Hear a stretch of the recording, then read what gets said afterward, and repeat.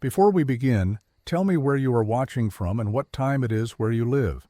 Keep that clock in your head. By the end, you will see a person in a school picture who could not have been there, and a county seal will prove it. Late summer, Taney County. Brass band on the midway, lanterns over dust.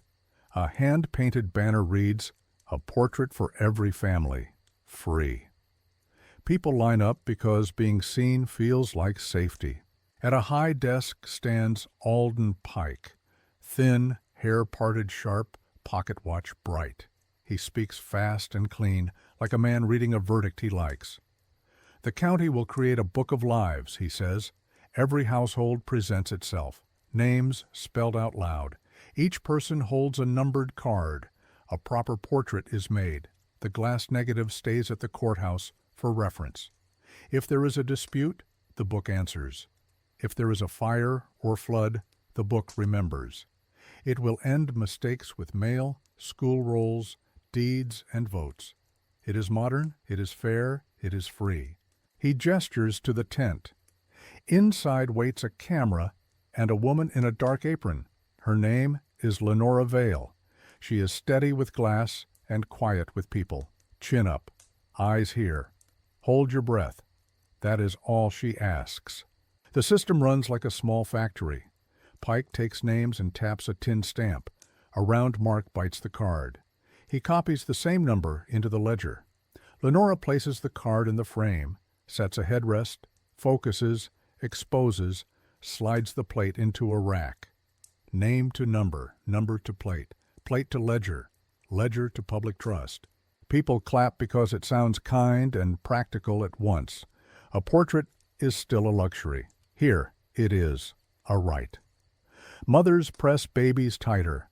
Old men smooth hair that will not be smoothed. At the back of the line, a young teacher from Hollow Creek holds a stack of copybooks tied with twine. She asks Pike if the book can help school stop mixing the two Wallaces who sit by the window. He nods. He writes a small note in his margin. Schools adopt numbers. Lenora works fast. She calls it a race against air. Wet plate dries if you linger. She counts exposures by breath, 1 for pale faces, 2 for sun-hard faces, a half-breath for babies. She scratches the ledger number into the corner of the emulsion with a needle. It will float faint on the print like a watermark. It is a second skeleton. Pike writes rules on foolscap and pins them to the tent pole. Hats off. Infants forward. Card number visible. Names follow prior record if available. Refusals will be noted. He underlines refusals with a ruler. People do not ask where those notes will live. The ruler makes the word heavy enough. The fair learns the routine. Day 1 brings 116 plates. Day 2, 141. Pike predicts throughput on a slate, as if families were a train schedule. He tells farmers to come near sunset when tempers cool. He tells mothers to wrap infants tight. He tells old men to rest the card on their lap so the digits will not blur. It sounds like care. It feels like control. The sheriff jokes that this will put him out of work. Pike smiles without showing teeth. He has already written a request for a steel cabinet. He has already drafted a letter to the state asking funds to extend the survey into the hollows. He has already decided this book will outlive the fair. Then the first hairline cracks. They are small. They sound like nothing. Lenora files a plate under the bench marked defective. A boy turned his head at the last blink and left himself a second mouth like a bubble. She will reshoot him. A number in the plate corner looks thin and stubborn, as if another hand once etched a different digit in the same glass. She blames fatigue. She keeps moving. Pike adjusts spellings while he repeats names. McCready becomes McCready because a tax bill once preferred it. John becomes John because the school register likes the H. He says the words out loud exactly as people say them. He writes them the way the last book did. The ink outranks the living voice. The chain looks neat on paper. Late week, a storm drops hard on canvas. The tent breathes like a chest. The line does not break. Lenora shortens exposure, Moves the headrest closer, catches frames between blinks. The numbers keep ascending. The stamp keeps biting cards. The watch keeps shining. The young teacher returns at dusk.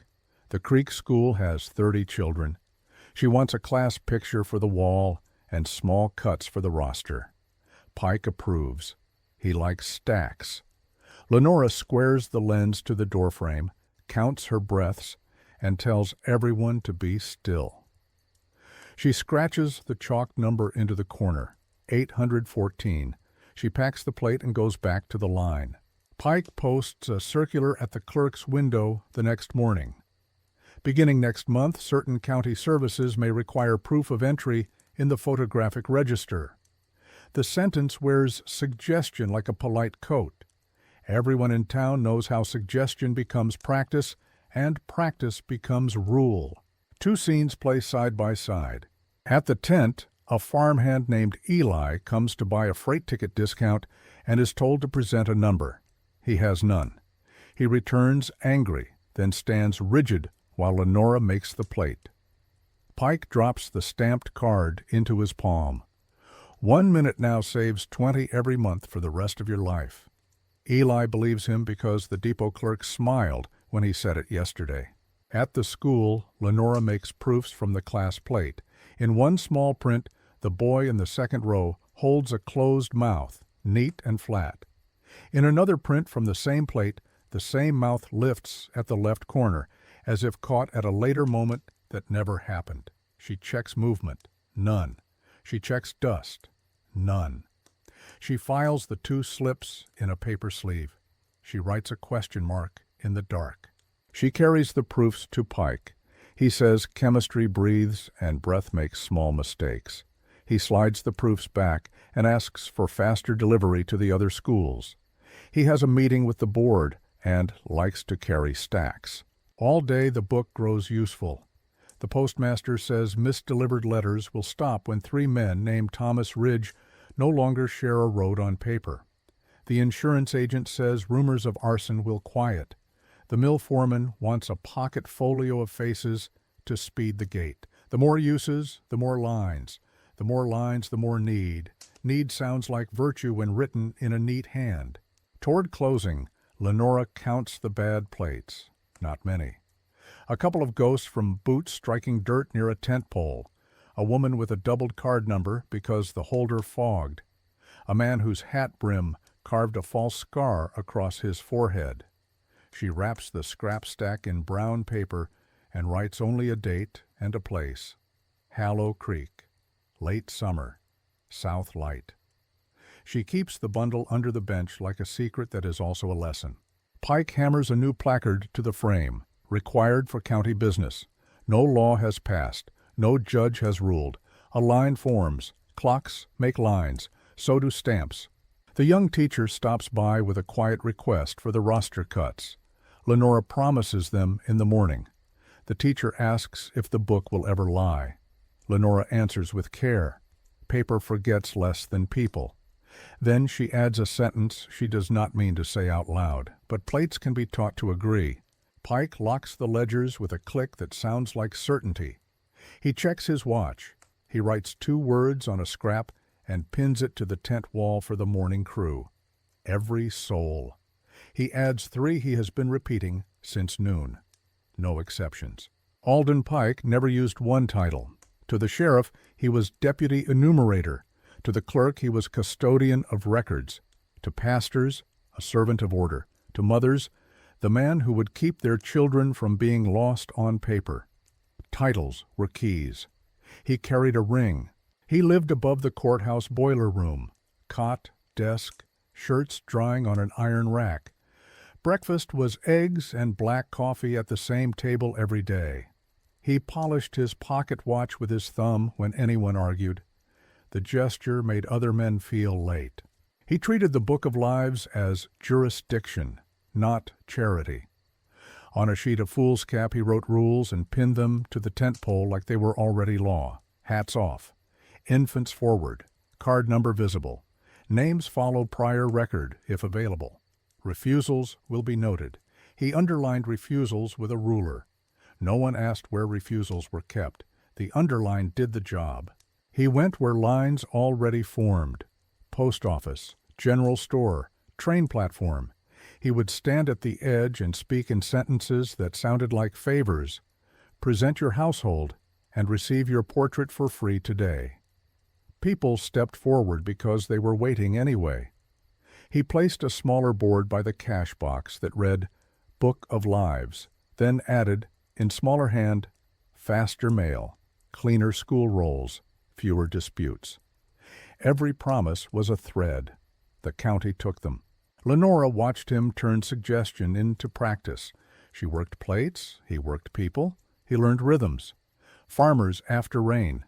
Mill hands near shift change. Young couples at dusk, hair still damp from the river. He put couples first because consecutive numbers made his ledger tidier, and tidy made him happy.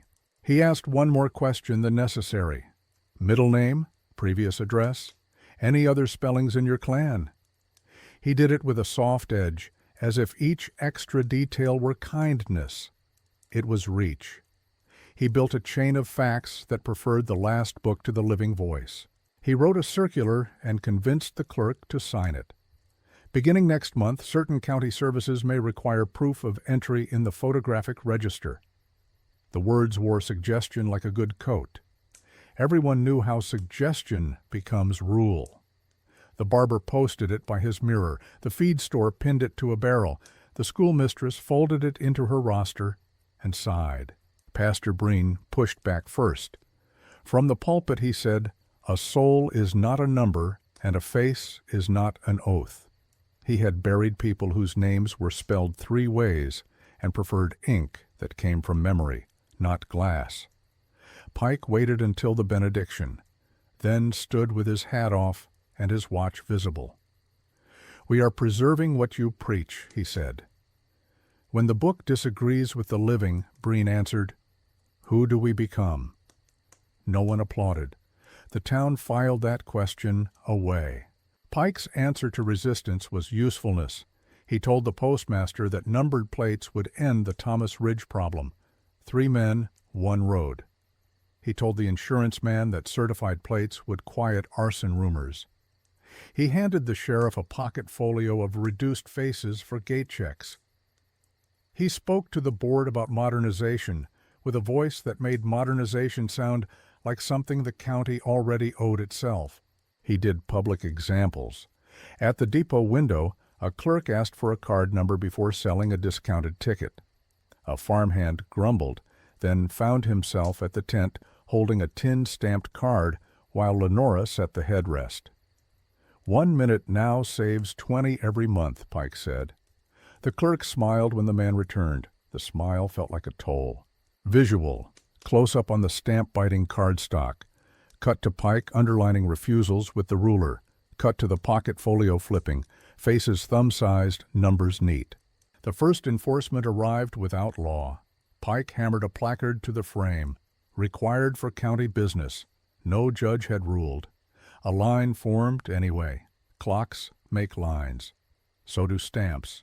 He began sending notes into the hollows. The register will be in the schoolhouse on Thursday.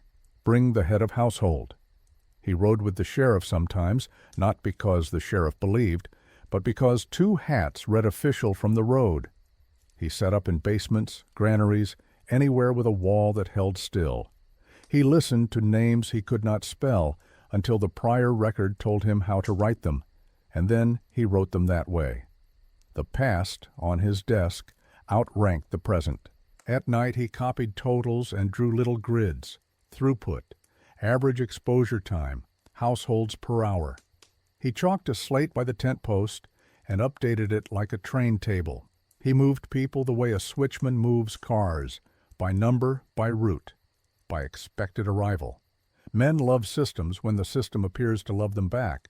The refusals list grew.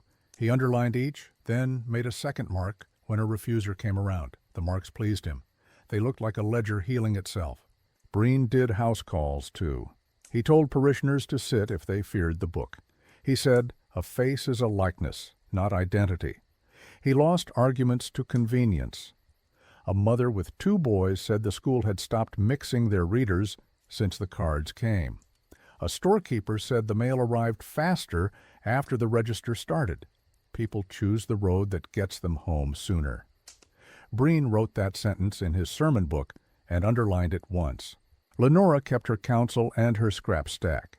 She saw Pike's small edits, Macready becoming Macready, John becoming John. She knew why he did it: continuity, neat lines, fewer arguments at other windows. She also knew what it cost: the living voice reduced to "as previously recorded." In her notebook she wrote 3 words that would frame the whole year: softness, confusion, substitution. Pike added a fee schedule for certified copies like a studio: 1 copy 10 cents, certified 25. Bulk orders discounted for legitimate business. He posted the card at the clerk's window and called it modernization again. The hats in line were not all local anymore. Visual, hands counting coin, a neat pen writing certified, a seal pressing down, the paper dimpling. He applied uniformity to mercy. If a mother could not bring a fevered child to the tent, he would accept the older cabinet card with a pastor's attestation and a supplemental stamp. If a soldier's enlistment photo was all a family had, he would certify it for continuity. Lenora did the printing. The retouchers came later. For now, Pike pressed the system to include, because inclusion looked like kindness, and added numbers. The sheriff drifted through the tent one afternoon and asked Pike if he was building a town or an argument. Pike said both. The sheriff said arguments outlive towns. Pike checked his watch. 2 scenes, again. Pike at the window, counting certified copies into a blue-string bundle for a man who notes numbers on a twist of paper and chews it into his cheek like tobacco. Lenora at a kitchen table, making a plate for a widow who asks whether a bruise should be recorded the way it looks today or the way it looked before the fall. Lenora answers, "As you are." Pike would have said, "As the record prefers." The young teacher from Hallow Creek returned with roster cuts from the class plate. 30 faces, small and stiff. She held 2 side by side and frowned. The cowlick she always used to tell the girls apart had moved from one to the other. Lenora explained mirrors, then remembered there were none that day. She put the 2 slips in a sleeve and wrote a question mark. She did not show Pike, not yet. At the board, Pike spoke about speed, fewer disputes at polls, cleaner parcel indices, mail that arrives once. The word efficiency did the room's thinking for it. The vote was yes. He ended each day the same way. He ran his finger down the last column, added the total, locked the ledgers with a click, and pinned a scrap to the tent wall for the morning. Every soul, no exceptions. He believed it. He believed a book could keep a county honest if the county would only agree to be one thing at a time. Then a boy came to the tent with a card number that matched a man who had already left for the West in spring. Pike did not see the glitch. The folio did. Lenora did. She looked at the boy's mouth, then at the ledger, then at the stamp. She wrapped a defective plate in brown paper and wrote only the date and the place.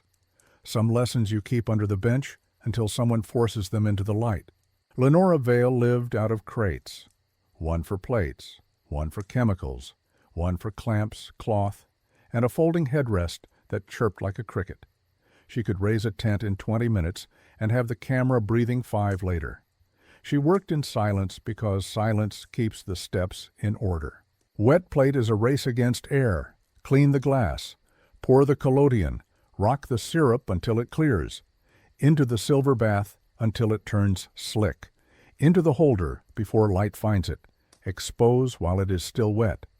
Back to the tray before the emulsion forgets what it saw. She counted exposures as breaths. 1 breath for pale faces, 2 for sun-hardened, a half-breath for babies. Stillness now, she said. Most people can hold still for the price of being remembered. Inside, the dark was tea-colored, not black. Linen filters tamed the light enough to find trays by shape. She pinned her sleeves so cuffs would not graze emulsion. nails squared and smooth so corners would not scratch. Before fixing, she scratched the ledger number into the wet corner with a needle. On the print it would float faint, a watermark spine. If paper lied, the number in glass would not. The tent floor moved like any earth floor. A teamster's boot thumped a rope, and the camera shifted a finger width. The result was a second mouth drifting near a boy's chin, a bubble of him that did not belong. Lenora printed it, marked the corner defective, and slid the plate under the bench. She saved her mistakes the way a seamstress keeps cloth scraps, because some days only scraps tell the truth. Defects shrank when she staked the tent like a boat.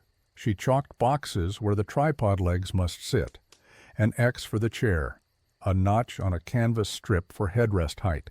The chalk washed to paste in rain, so she stitched the strips and pegged them. To passers-by, the rig looked nervous, laced to the ground as if it feared the sky. The exposures sharpened. The ghost mouths went away. Her notebook held small rules that never reached Pike's ledger. Photograph twins apart, even if they begged to sit together.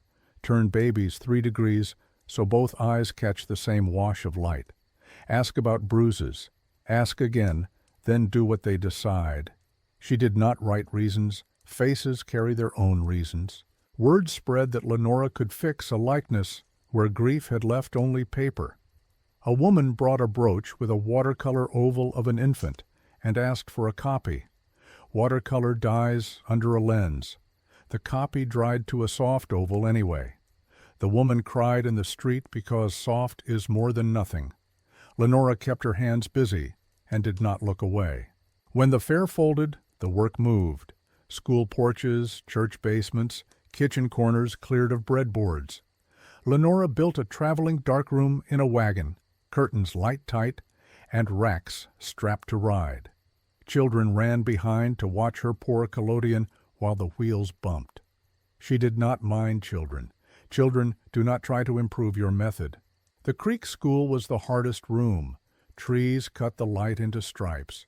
Smoke from a stump drifted in bands. She moved the chair 4 times, and still the shadows argued. She took each child by the hand to a gap near the water where the leaves opened and the creek made a bright sheet in the air.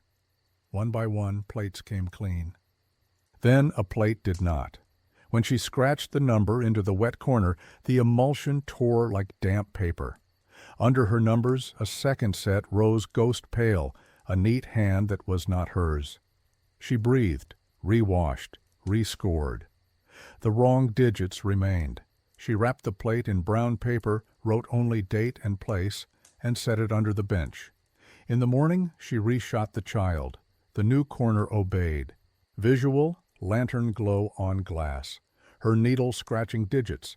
A second set of numbers faint beneath, refusing to wash away. Her hands began to ache. Vinegar air cracked skin. Fixer polishes knuckles like stone. At night she wrapped fingers in muslin and woke to find the knots loosened, as if her hands had argued while she slept. She bit corks from bottles with her molars to save joints. She scowled at the habit and kept it. And the creek light printed darker than town light, even when exposures matched. She proved it with test strips, closer to the gap, denser faces, farther, thinner. Leaves and reflection, she told herself. Then a mother returned 3 days later to reshoot a blink, and the boy's new print wore 3 freckles that had not existed by the window on Monday. Freckles do not arrive in 3s overnight. She drew their positions in her notebook and closed it as if that could keep dots from multiplying on the paper of a life. A retouch man from upriver passed through with a velvet roll of pencils. He bragged he could soften a jaw or sleep the eyes of a sleepless week. Lenora watched him fix a soldier's grimace on a print from another studio and felt the edge where mercy turns into editing. She let him demonstrate, then sent him on. The county would have its own version of him later. For now, the negatives were clean or they were not. Pike asked for the defective stack for process review, his phrase for anything he wanted to own. Lenora wrapped the bundle tight and carried it against her ribs, then said she had moved them for safety. Pike's eyes went to the table, to the choir of bottles, to her closed notebook. He did not press. He preferred ownership to confession. A boy from the mill yard found her at the tent edge and spoke fast, as if speed would keep him from being heard. Men at Redmond's were buying loose photos, he said, singles cut from albums, class rows with one oval removed, cabinet cards with numbers on the back. The buyers paid in scrip and wrote down the digits, not the names. They did not care who. They cared what matched. Visual, a class picture with a clean oval missing, an album page with a rectangle of pale dust where a frame lived for years.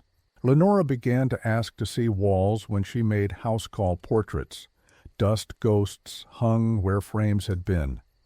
On a mantel south of the river, a woman named Aubrey Wynne kept 2 oval cuts in a cigar tin, husband left, brother right. The buyer had paid well because Lenora's hand had once written both numbers on the backs. Aubrey held them up to light, then slid them away, like closing a small door.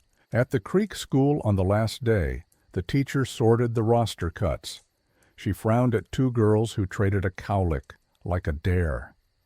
"Mirror?" she asked. There had been no mirrors. Lenora did not answer. She put both slips in a sleeve and wrote a question mark.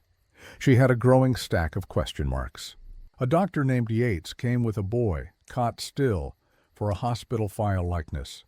The plate dried clean. In the shoulder shadow of the print, a second face rose faint, older, same slope to the nose, a future trying the same space. Yates saw it and said nothing a prescription could cover. He took the certified copy. Lenora kept the first print and wrote 2 words in pencil, both of them. She learned to listen for wrongness by weight. A bundle that should feel like 8 plates felt like 9. Counted, it was 8. Lifted again, it argued. Glass remembers other hands, she thought, and put the bundle where memory would be harder to borrow. Pike's circulars arrived at schoolhouses and depots with simple sentences about modernization. The word did work. Men in hats lined up with numbers already tucked in the band. Widows pinned theirs behind a prayer leaf. The book felt like a scale. A scale feels holy when it points to your side. At night, under the lantern, she trimmed 2 chip plates to save the glass. As she held one to the light, a watermark number shined from inside the pane, not hers, not new, like a negative that had lived another life before arriving at her tray. She set it down and steadied her breath. Her notebook's 3 words, softness, confusion, substitution, did not look like notes anymore. They looked like a forecast. She packed for the next week. Church basement, granary, then Redmond's end of the road. She slung the curtain back, checked the chalk boxes, and blew dust from the lens. She reached for the defective bundle and felt, through the paper, the faintest grit, like 2 numbers in one corner quietly rubbing each other raw. She retied the string tighter than before and kept the bundle close. The first alarm did not shout. It hid in a clean print. Hallow Creek School, 30 children in 3 rows, knees muddy, ears pink from wind. Lenora squared the lens to the doorframe, counted breaths, and told them to be stone. She scratched 814 into the corner and packed the plate. Next morning she made small roster cuts. In one, a boy second row, left of center, holds a polite closed mouth. In the second print, same plate, same timing, the left corner of that mouth lifts, a later moment that never happened. Movement? None. Dust? None. She slipped both into a sleeve and drew a pencil tick. Softness, she wrote. Then, under it, number. The young teacher came for her set. She paused at 2 girls the town teased as twins. "The cowlick is on the wrong sister," she said.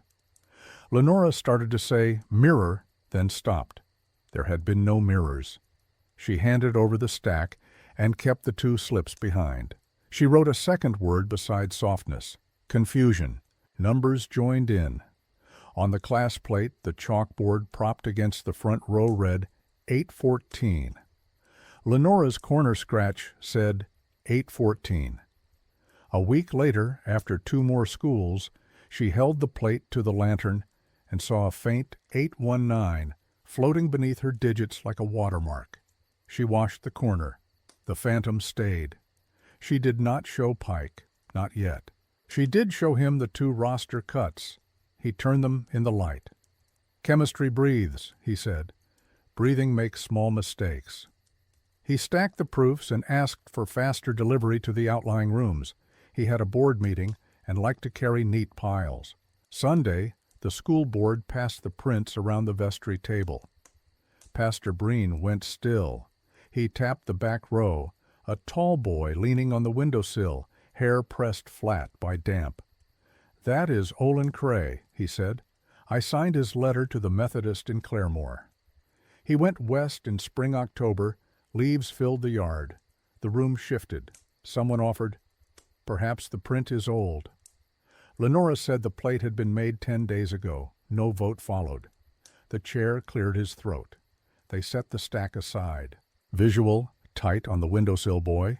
Cut to Breen's fingertip tapping the paper. Cut to a calendar page. October. Thumbed once. Lenora returned to the plate and studied the window. In the negative, the glass held a thin reflection of the yard and road. 3 figures stood beyond the camera edge, heads tipped toward the scene. She had been alone at the tripod. The teacher had arranged rows. She told herself older students had watched and slipped off. She told herself twice. The second telling did not stick. A mother named Elspeth Brann asked for an extra class print to hang above the sink. Lenora marked each daughter on the back. Elspeth frowned. The one with the right-leaning shoulder is the other girl. Lenora explained orientation, then caught herself. The plate direction matched all single portraits, no mirror. Elspeth shrugged. Chores get done either way. She left with the picture. Lenora filed the complaint under the word that kept returning. Confusion. Paper tried to settle the argument. Pike's ledger for the class listed each child and a neat tick to show delivery. 3rd row, 2nd from left. Lenora knew that family's bones from 3 pregnancies. The jaw in the small cut did not belong to that surname. She carried the page to Pike. He tapped the column. "The ledger is the record," he said. "If you lift the weight off the ledger every time a memory argues, you do not have a ledger. You have gossip in a book." She left with the page still warm. In the hall, she watched the second hand on the courthouse clock move without mercy. Then a child put words to the feeling adults were sanding smooth. Floyd Castor picked up his cut and held it like it might jump. "I do not like it," he said. "I am looking at me and the other boy again." "Which other boy?" "The one who sits by me in church when my father makes me sit with Sunday school.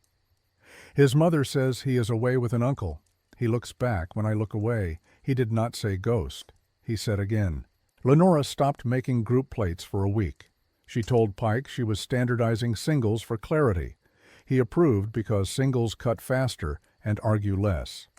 She set the class glass aside and wrote a 3rd word after softness and confusion. Substitution. Visual. Her pencil writes the 3 words on 1 line. The lantern flame lifts. Under the glass, a faint extra digit glows and fades. Numbers kept misbehaving. She compared her corner scratch to the chalk in the frame on 3 different class plates. All matched at exposure. A week later, 2 showed a faint second code beneath hers. Neat, wrong, not hers. She checked her holders. Clean. She checked her hand. Steady. She wrapped those plates in brown paper, wrote only Hallow Creek and a date, and slid them to the back of the stack under the bench. At Redmond's, men told jokes that sounded like instructions. "Careful, Miss Vale." A sawman grinned at the counter. "Down here they are selling second-best faces." Redmond dried a glass slow. He did not laugh. Breen visited the school again and asked the teacher to point out every child who had Family West. She named 3. 2 did not appear in the class rows. 1, Olin, did. Breen wrote the 3 names on the back of his hand and stood in the yard a long time looking at the windows. He was a man who believed in panes, the clear sort and the glass you speak through on Sundays. For the first time, he did not know which side he was on. The sheriff stopped by the tent with coffee and an easy joke. If the book of lives keeps growing, I will be out of work. Lenora pointed at the scrap stack and said, "Not today." He flipped one defective print, a boy with a soft second mouth. He squinted. "Looks like the river throwing back a face." He set the print down and left her the coffee. That night she cut 2 contact prints from the class plate and held them edge to edge under the lantern. In the window glass, on the second print, a thin vertical smudge now read, like a sleeve, an elbow at the wrong angle for anyone inside the room. She breathed out and let the sheet lie flat. In her notebook she wrote a sentence, small. The plate is beginning to choose. Pike asked for defective materials the next morning to show the state error rates trending down. Lenora said she had moved them for safety. He glanced at her table, her closed notebook, the twine-wrapped bundle under the bench. He did not press. He posted a new circular instead, group portraits to be standardized with chalked codes and supplemental certification available upon request. Modernization. The word did its work.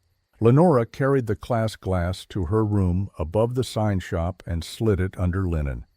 She put the 2 roster cuts with the wrong mouth and the traded cowlick in a cigar tin with other twins, her twins, the clean and the certified. She wrote on a small card and tucked it in the lid, 814 Hallow Creek, teacher present, 3 watchers in window. Then she started the next day's list. Church basement, granary, Redmond's end of the road. On the bottom line she wrote one word she had avoided writing in ink, again. The creek rose until it kissed the bridge girders and turned the undersides brown. Boys lay flat and peered through the planks because floods put ordinary things in wrong places. Wirt Hargrove saw a wooden box wired to a cross brace with baling wire and a strip of harness. He hooked it up with a hay hook. County issue was stenciled on the lid. The lock was theater. Inside, paper packets waxed against damp, each tied with butcher's twine and marked with a ledger number in Pike's small tracks. Wirt expected money. He found photographs, contact prints, stiff and clean. Some corners scratched defective in Lenora's hand, many not. They ran the box to Aunt Lily's kitchen, floor wet, steam on the window. Aunt Lily wiped her hands and sent for Pastor Breen because Breen did not love the register and would open what others carried back to the courthouse. Breen unwrapped one packet. Household of Asa Judd, 2 children, South Fork Road, number 1027. The faces above the slip were not the Judds. He opened 3 more, names he knew, faces that did not fit. He asked for water, not whiskey.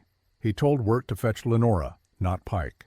Lenora arrived with her apron still on and a canvas bag against her hip. She lifted prints one by one. "These are my defects," she said softly, "and these are not." The good ones had trimmed edges, even density, card numbers centered and crisp. The look of plates meant to be filed. Yet here they were, sealed and hidden under a bridge. Wax seals bore the courthouse ring, a tin circle pressed into red. No one said Pike's name. The circle said enough. They sorted for pattern. Men in their 30s moved to parcel indices near idle land after a cousin's death. Widows marched one line down, their places taken by newer names tied to policies bought before a fire. 2 schoolgirls placed under each other's ledger slot so family count stayed the same while hairlines argued with the light. 3 elderly siblings assigned alternating spellings to land on 2 church rolls and 1 mail route. Tidy on paper, crooked in bone. Lenora felt the room tilt when she found her own scratch on a print. She had marked defect on a windy day farmer.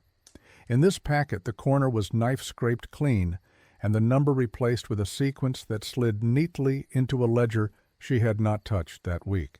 Someone had walked a plate from her scrap stack back into the book.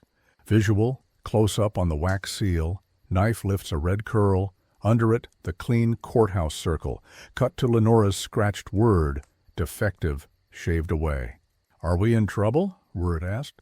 Breen put a hand on his shoulder. "No." It sounded kind and false at once. They did not tell Pike, not that day. Lenora tied the box shut and carried it to her rooms above the old sign shop. She set it on the table with her quire of bottles and opened her private notebook. A single line: "If you number a life wrongly, the clock keeps time for the wrong house." Rumor traveled anyway. A depot clerk had seen certified stacks tied in blue string bound for the mill office. The feed store woman said the insurance man offered cash for album pages with roof lines clear as testimony. A winery hand said the sheriff came by with a thumb-size folio and asked if this fellow was on yesterday's crew or tonight's. The foreman answered both. The sheriff did not smile. That night, Lenora printed one plate from the box.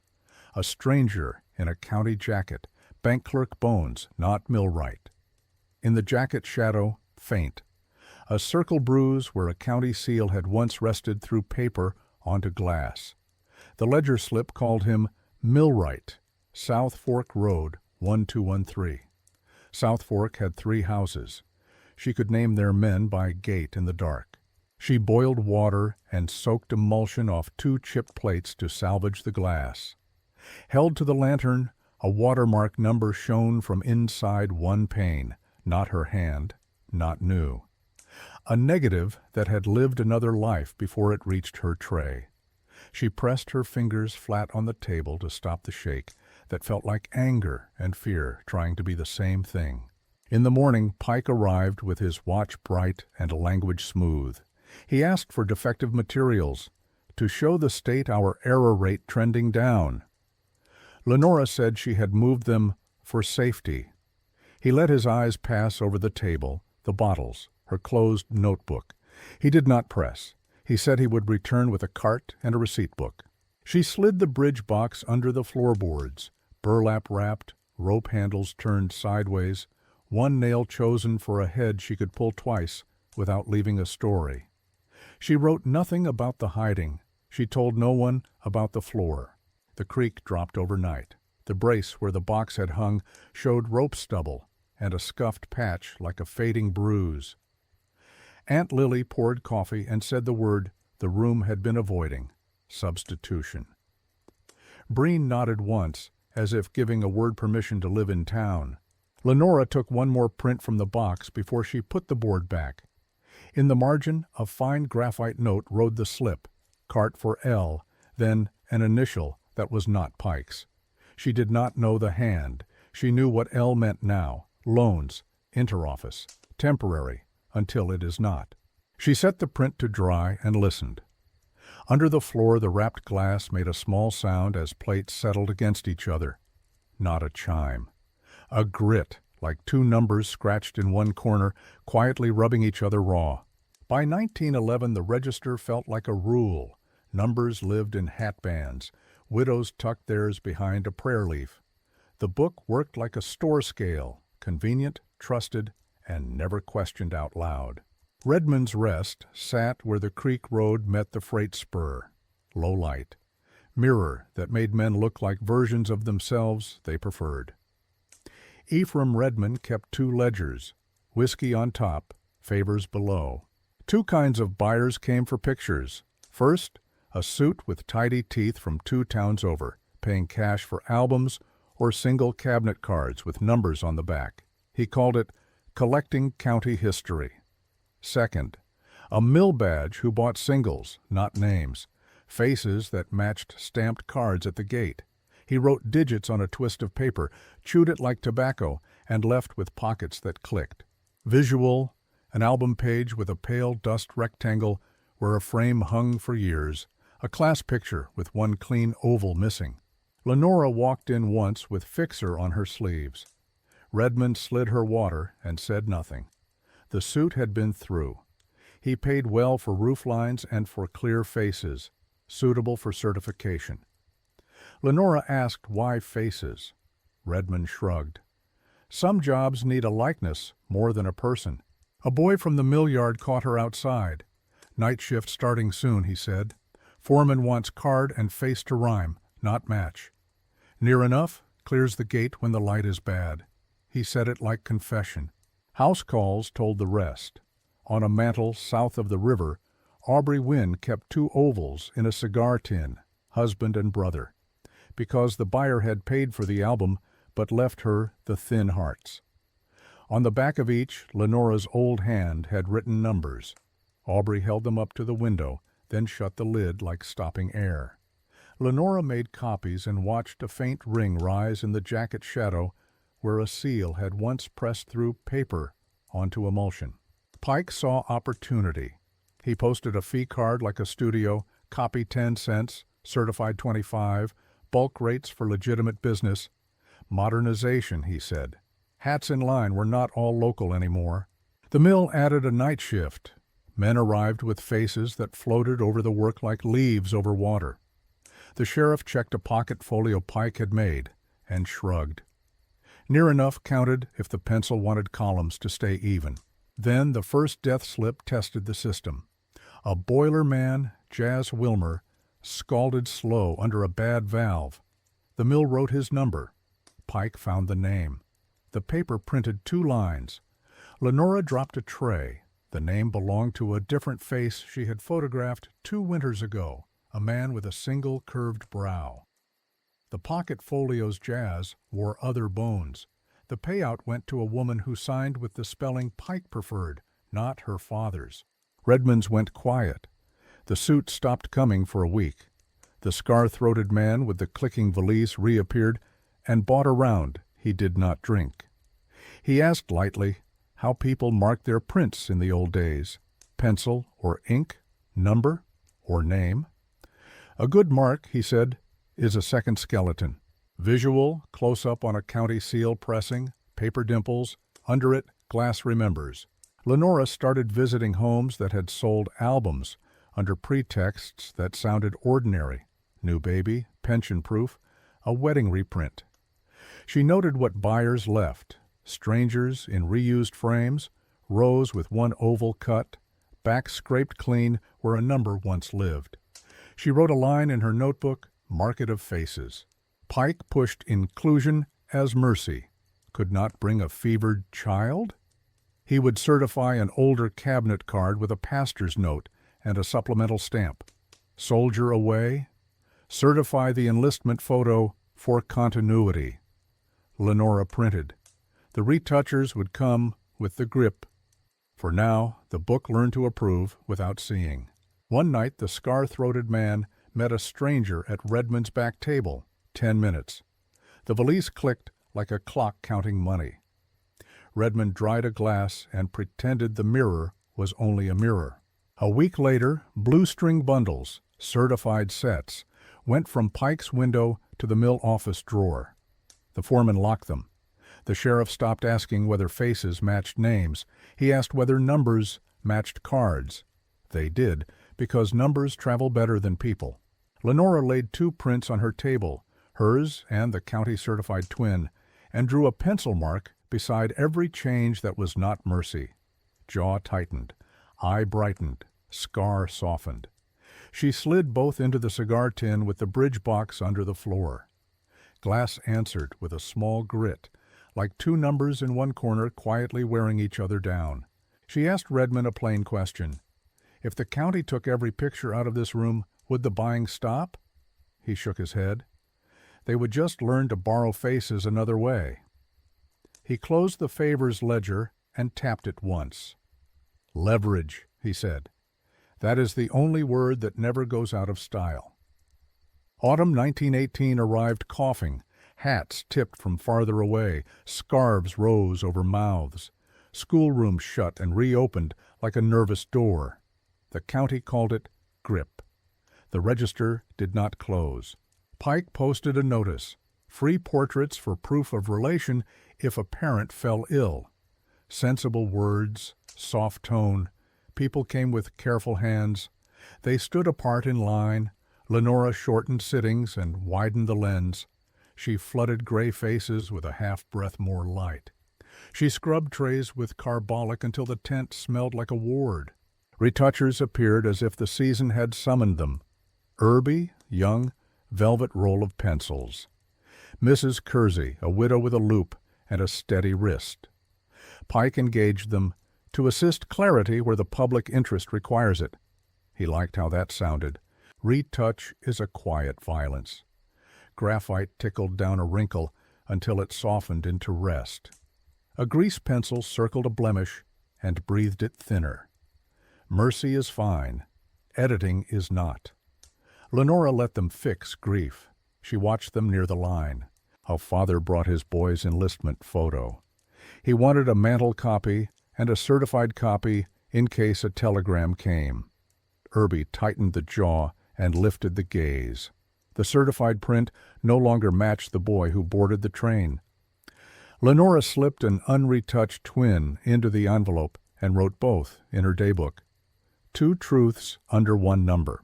Spirit photographers mailed cards, soft hands, veils, second faces, misting like breath. People laughed and kept the cards under sugar bowls. Lenora did not believe in spirits on plates. She had begun to fear a book that could invite second faces for paperwork. Pike pressed inclusion. If a mother could not leave her bed, certify the older cabinet card with a pastor's note. If a soldier could not sit, certify the enlistment photo with a supplemental stamp. He said continuity. The board, tired, voted yes. The first bad plate of the season looked too good. Sarah Harp died on Thursday. On Friday, her mother asked for copies of a 5-year-old cabinet card. Lenora made careful prints. One dried with a faint second sleeve above Sarah's shoulder, an elbow at the wrong angle for any arm in the source. She reprinted. The ghost sleeve remained. She gave the mother the run and said nothing. In her notebook, layer, not in source. A mill hand, half recovered, sat for a return to work likeness. In the negative, he wore his old mustache, waxed neat. In the print, the mustache crept long without help from a pencil. She reprinted. It crept again. She held the proof over his older mill card. The mouth corners did not agree. Small, but payable. Visual, side by side. Proof versus certified. Pencil circles, tiny differences. A seal waits. Pastor Breen asked for little cards of the confirmation class to mail to boys far from home. He sorted them with the gravity of a man counting names at prayer. He tapped Olin Cray's face and said, "He looks more present here than in his letter," then winced at his own sentence. Redmond's filled with stories told low. A switchman swore Eddie Pike drank by the stove, while the paper said Eddie lay fevered at home. A trainman sold a ticket to a woman with a Missouri-shaped birthmark, while her sister said she had lost her voice for a week. Redmond wiped the counter in slow figure eights. The scar-throated man listened, his valise clicking softly like a pet. Buyers stopped asking for albums. They asked for certificates. Companies upriver wanted clean proof of life and death and did not care which arrived first as long as the seal struck true. Pike sold sets by the dozen. Blue string, new pen, modernization again. Lenora began making 2 prints of any fever season portrait headed for certification. One went to Pike's desk. One slipped into a cigar tin with the bridge box under her floor. Prudence, not paranoia, she told herself. The glass under the boards sometimes answered with a faint grit, like 2 numbers sharing one corner and wearing each other down. A doctor named Yates carried in a cot-still boy to fix a hospital likeness.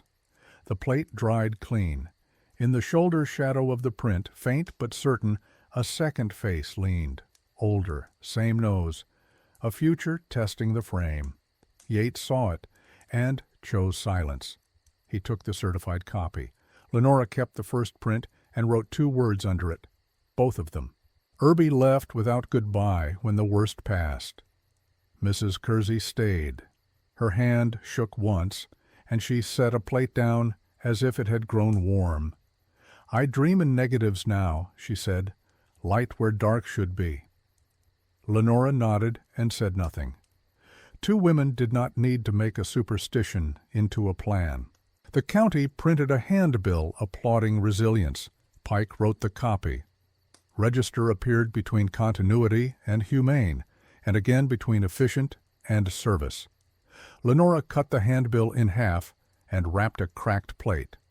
On the blank side she wrote 3 words in one line: softness, confusion, substitution, then pressed her fingernail under the last one until the paper dented. Visual, lantern glow, her nail leaves a small crescent in the wrapper. Under the floor, glass settles with a dry whisper. Rain climbed the banks and did not stop. The riverside fell into a brown sleep. When the water dropped, floors buckled and paper furred with silt. In the shuttered post office, a safe lay on its side with the door sprung by heat and flood.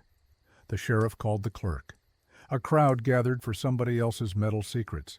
Inside, rolls tied with blue string, glass sleeves turned to grit, a narrow canvas book swelled by water. Across the first page in Pike's neat hand, negative migration register.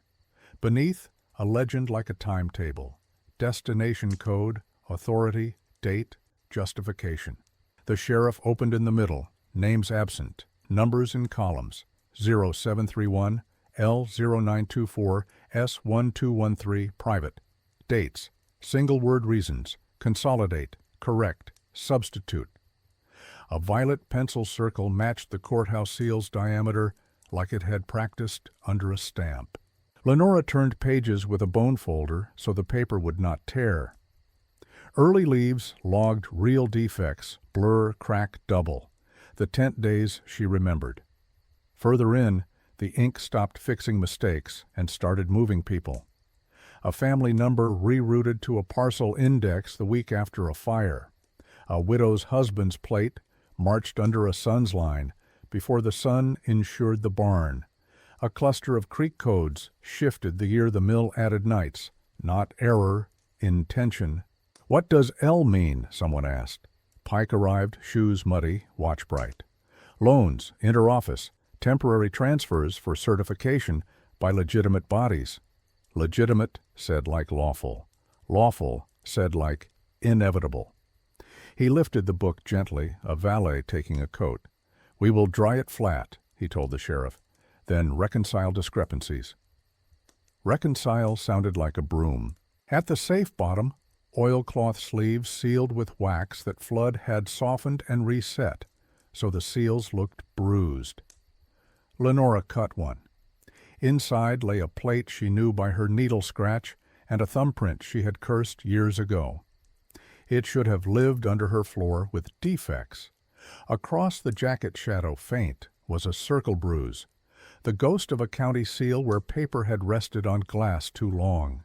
A smaller notebook, beeswaxed like a relic, cracked open to pairs. Ledger number, second number with a mark.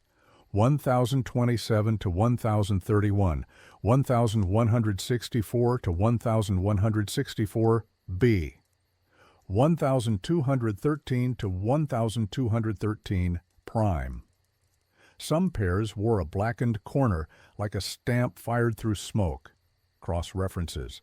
Quiet bridges between lives, so counts stayed tidy and faces exchangeable. Visual, finger tracing 1027 to 1031. Cut to a parcel map. A violet circle touches both lines. Pike smiled the clerk's smile of order found. "Thank God the record survived," he said. "We can now reconcile flood losses with the register." Losses sounded like numbers. The room hated the word technical before he could use it. Redman watched from the doorway, hat low. The scar-throated man with the clicking valise turned away too casually and walked up street. The books went under canvas to the courthouse. Lenora asked to stay with the drying. Pike said the office was small. He would send for technical handling if needed. He set the register on blotters and slid rice paper between leaves like a midwife laying clean layers. The smaller book he left face down on the sill. Lenora did not go home. She read numbers the clerk brought to the door and named which were true defects and which were moves. She kept reading when intention took over again, because stopping would be a kind of lie. In the margin, a line had bled out of neatness into haste. Hallow Creek class, second row left, resolved by pairing. She left her fingertip on the sentence until it cooled. Red man's light burned late. He slid a brown paper packet across the counter. 3 oilcloth sleeves he had palmed when hats tilted and eyes dropped to the mud. Inventory shrinkage, he said. Call it leverage. Lenora took them home and matched the corner numbers to the beeswax pairs. Lantern held to glass showed, inside the faint circle bruise, a softer ghost, not subject, not substitute, just an impression that paperwork had left in the emulsion by lying there too long. Morning circular at the courthouse, due to flood, limited services. Photographic register unaffected. Present numbers for reconciling where discrepancies may have arisen. Reconciling made a woman at the window laugh once without humor. Lenora folded the circular into her pocket for scrap and wrote 3 pairs from memory on the blank side, then a 4th, then a 5th. She stopped at 0814, the Creek class plate, and saw, not in ink but in her head, a small accent on a digit that did not belong to her hand or Pike's. Another clerk, another place, had once owned the same numbers. They had learned to travel. The word that moved money was beneficiary. Polite, forward-looking, like a window someone else had opened for you. In back rooms, it was a lever. If the register could make a face agree with a number, insurance could make a number agree with an outcome. In St. Louis, a clerk named Cartwright circled 3 paid claims from our postal district, 9 months, 3 fires, all between midnight and 4. Each file carried a certified county photograph dated within 60 days of the loss. The language inside sounded sanded smooth. Cartwright pinned the set under one word, cluster. Beneath it, in writing meant only for himself, numbers, travel. A field adjuster with a slow bowler arrived and set up at the hotel. He asked the courthouse for certified copies, the sheriff for fire slips, Redmond for the temperature of the room, and Lenora, last, for twins of any picture that had been tidied for clarity. He held her second prints beside the certifieds like 2 cards in a gambler's hand. He did not argue. He waited. Systems confess if you give them time. Pattern, teachable to a child. A man insures a barn. His plate migrates to a parcel index for clarity. The barn burns. A certified print with a clean seal accompanies the claim. A cousin named beneficiary signs in a hand that matches the probate petition. The company pays. The cousin sells a note to a man whose pen does not bounce. The number moves on. Tidy on paper. Crooked in bone. Not all losses burned. Some drowned.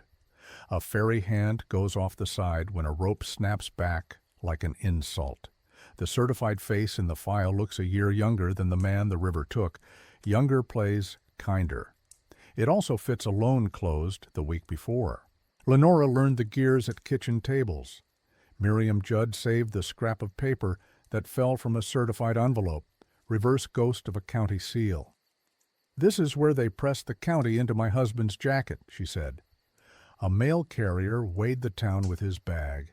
3 registered letters with identical heft went to houses that smelled of wet ash. One returned once with forward scrawled on. It did not return again. Pastor Breen kept his own list beside the church roll, not a ledger, pairs with bones. Olin Cray, letter from France, number appears on night shift. Sarah Harp, copies made, second sleeve not in source. Jas Wilmer, mill death, 2 faces in the pocket folio. He was not practicing law. He was remembering which version his hands had blessed. Redmond's bottom ledger filled with marginalia that did not belong to whiskey. New script rolls paid tabs after a claim cleared. Suits asked for album fragments with clear numerals on backs. The scar-throated man's valise clicked at the back table like a clock that had learned to count money. Redmond lent a page to Lenora and tapped one word with his thumb: leverage. Pike stayed orderly. He wrote to St. Louis before St. Louis wrote to him. "We are pleased to report," his letter began. He believed the sentence you write first makes truth follow. He spoke about uniform process with a watch-polished calm. "Uniform fraud is still fraud," Cartwright would later say, without raising his voice. Lenora opened the cigar tin and laid twins beside their certified siblings. She marked every change that was not mercy. Jaw tightened, eye brightened, scar softened, ear tipped forward into character. She added a print she herself had softened for a mother who needed the boy to look strong for a week he had not been. She wrote that sin into her notebook. Carrying a town's ledger begins with carrying your own. One case touched every wire. Asa Judd died in a barn fire where the cows walked out and the man did not. The certified portrait, eyes a little merry, rhymed too well with the wedding print on the mantel, as if the barn day face had been refreshed from the wedding day face for money. The company paid. A loan followed. A note grew teeth. The widow's kitchen shrank. The bowler-hatted adjuster did not try to break the register. He used it. He asked for the refusals list, the people Pike had underlined. He cross-checked refusals with paid claims. 2 lines touched. A woman who refused appeared as beneficiary on a man whose number had stood in for her husband. A man who refused was declared absent in an estate that moved his parcel to a cousin with a certified face. Refusal had become motive. Motive sells to juries. Cartwright came himself. No bowler. Just a face built for rooms where people ask for neat answers to crooked facts. He laid onion skin on Pike's desk, 4 migration pairs, 3 paid claims, arrows that did not wiggle. "We will ask a court," he said, "whether certifications under this seal meet the standard implied by the seal." Implied landed like a hammer. Pike lifted his watch as if it could call a better hour. He said modernization. He said continuity. He said ordinary business practice. Cartwright said nothing for a full breath, then turned to Lenora. "Second sets," he said, "have a way of becoming first sets when truth is late." She slid the cigar tin forward, prints of faces that had not been improved into money. The courthouse posted a notice with a tone that pretended to be casual. A hearing would examine certifications issued between 1911 and 1925. Citizens were invited to present private prints for comparison. Integrity was the largest word on the wall. Men touched their hatbands where card numbers lived like saints' teeth. Women folded envelopes twice before they stood. Visual, the word integrity pinned to wood. A hand traces a violet circle on a certified print. A second hand lays down Lenora's untreated twin beside it.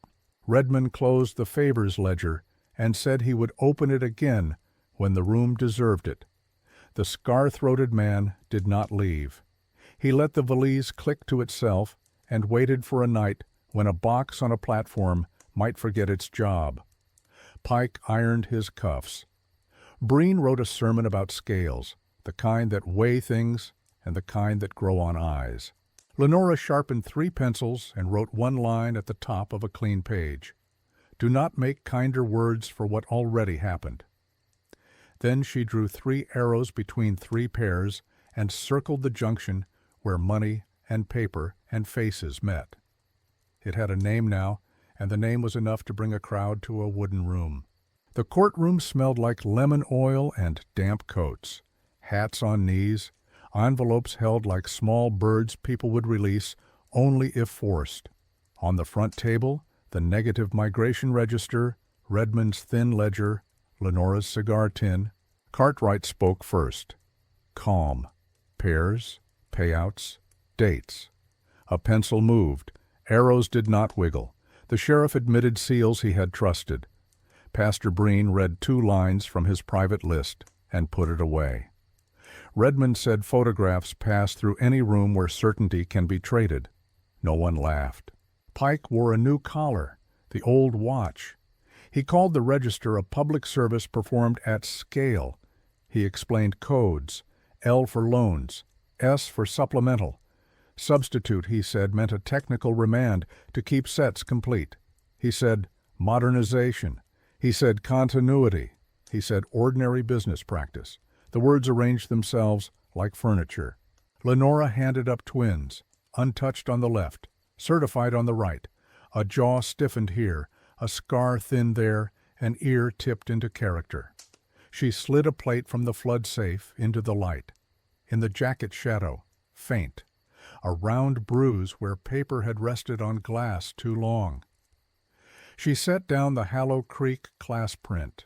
30 children, October leaves, the boy on the windowsill who had gone west in spring. She did not argue. She pointed. Visual. Judge's pencil slows. Close on the faint circle bruise in the jacket shadow, cut to the boy in the window. Cartwright asked one question. Does this seal, pressed by this office, mean what people believe it means? The room held its breath. The judge looked at the clock and then at the seal. The ruling landed without drama. A run of certifications voided where migrations and claims matched too neatly. A state audit ordered. Pike removed from duty pending review all negatives and migration books to be boxed and sent by rail to the state archive under seal. The judge chose plain words. People filed out as if the floor had tilted. 2 nights later, the strong box left the clerk's office with 4 signatures and 2 seals. It reached the depot. It did not reach the postal car. The night man swore he'd turn to chalk a weight and turned back to air.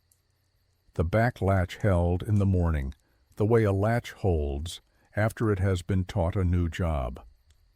The sheriff ran his hand along the sill and said nothing anyone could print. What did arrive by hand, wrapped in butcher paper and addressed in a stiff clerk's script, was the negative migration register itself. Pages dried flat. New tabs numbered, pairs intact, justifications neat. Incomplete, the state wrote later. Proceed anyway, the state wrote after that. Pike disappeared from the window at the courthouse where he had once underlined refusals. Redmond opened his favors ledger and then closed it again without touching a pen. The scar-throated man settled his bill and was not seen. Breen preached a sermon about scales, the kind that weigh and the kind that cover eyes. Lenora kept one thing back that no list knew to ask for. Wrapped in linen under her sink lay the original Hallow Creek class plate. On the night the strong box went missing, she lit the lantern, mixed fresh developer, and made one clean contact print. The picture rose slow. 30 children, 3 rows. Teacher-centered. Window bright with yard. She let the gloss lift, then held the sheet up the way a nurse lifts a first cry to its mother. In the window glass, faint but correct, stood a narrow man with hair parted sharp and a chain across his vest. One hand on the sill, the other at his pocket, as if checking the hour, mouth set, eyes on the camera, the look of someone who believes he has already named the room. She had been alone at the tripod that day. The teacher had stood by the door. There had been no watchers in the window except leaves. The face was the registrar's. She dried the print on a line. On the back she wrote small, Hallow Creek School, October, registrar present. She slid the plate back into linen and closed the drawer. Outside, the courthouse clock marked a careful minute. Inside, the room held still long enough to hear glass remember.